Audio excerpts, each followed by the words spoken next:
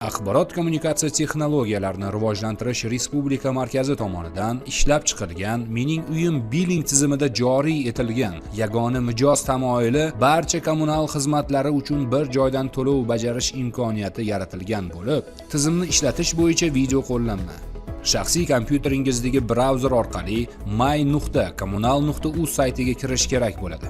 Yagona to'lov xizmati tugmachasini bosish orqali tizim foydalanuvchiga monitoring moduli yoki sodda aytganda yangi oynani to'ldirish uchun jadval taqdim etiladi. Jadvalga o'zining nomida uyi bor insonning jismoniy shaxsni shaxsiy identifikatsiya raqamini kiritish kerak bo'ladi. Ko'rib turibmizki, kiritilgan jismoniy shaxsning shaxsiy identifikatsiya raqami bo'yicha xonadonning maishiy chiqindi, gaz va issiqlikdan qarzdorligi mavjud emas. Sovuq suv, elektr energiyasi, Mening uyim bandlariga ahamiyat bersangiz, boshqaruv servis kompaniyasidan fuqaroning qarzdorligi mavjudligini ko'rishingiz mumkin. Tizim ishlayotganini tekshirish maqsadida sovuq suv uchun to'lov qilib ko'ramiz.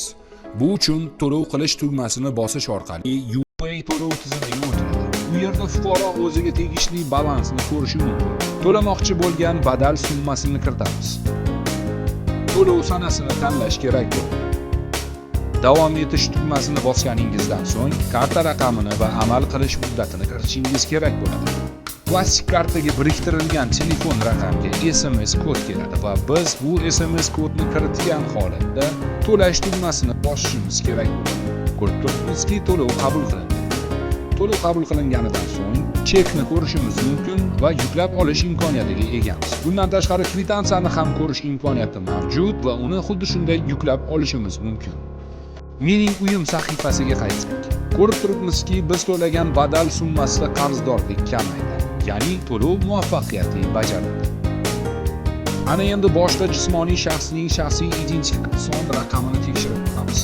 Bu insonning qarzdorligi sovuq suvdan, elektr energiyasidan va issiqlik manbaidan bor ekanligi ko'rinib turibdi. Bu safar elektr energiya uchun to'lov qilib ko'ramiz. Bu yerda ham bundan oldingi videoda ko'rsatilgandek ketma-ketlikda bajarishingiz kerak. To'lov qilish tugmasini bosamiz. To'lamoqchi bo'lgan summani kiritamiz. Davom etish tugmasini bosgandan so'ng karta raqami va amal qilish muddatini kiritish kerak bo'ladi. Yana bir bor eslatib o'tamiz, xavfsizlikni ta'minlash maqsadida kartaga biriktirilgan telefon raqamiga SMS keladi va biz bu SMS kodni muayyan jadvalga kiritamiz. To'lash tugmasini bosganimizdan so'ng ko'rib turibmizki, to'lov muvaffaqiyatli yakunlandi. Bu yerda ham chekni, ham kvitantsiyani ko'rish imkoniyatimiz mavjud va uni o'zimizga yuklab olishimiz mumkin. Mening uyim sahifasiga qaytadigan bo'lsak, ko'rib turibmizki, qarzdorlik to'langan summani evaziga kamaydi. Ya'ni to'lov muvaffaqiyatli bajarildi. Yuqorida bajarilgan amallardan kelib chiqib, yagona mijoz tamoyili asosida barcha kommunal xizmatlari uchun bir joydan to'lov bajarish imkoniyati yaratilganligini ko'rib turibmiz. To'lov qilish uchun hech qanday hisob raqamni bilish, kiritish shart emas. Shunchaki jismoniy shaxsning shaxsiy identifikatsion raqami bo'lsa bas.